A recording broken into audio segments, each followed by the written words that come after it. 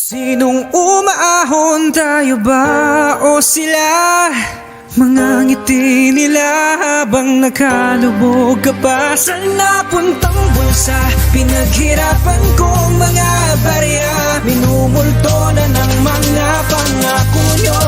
Hoy, makinig kayo. Walang galang lang po sa lahat ng nakaupo. Alam nyo ba ang taong bayan ay pagod ng tumayo sa sariling bayan dahil sa korupsyon? Walang maayos na aksyon. Ilan pa ba ang taon na darating para sa mga pangakong pagbabago? Mababang pagamutan at maayos na trabaho at murang bilihin, libreng edukasyon sa tao. Yan ang madalas bukang bibig ng nasa Senado.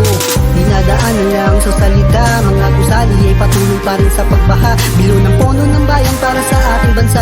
Buwis ng bayan, bakit sa bulsa nyo napupunta? Kung sino pa ang may tungkulin nyo pa ang mga saking pinaghirapan na kaban ng bayan gustong bangkin. Kapwa Pilipino lang ang dapat nagtutulungan, ngunit lahat wala ang gustong tumayo sa upuan. Sinong umaahon, tayo ba o sila?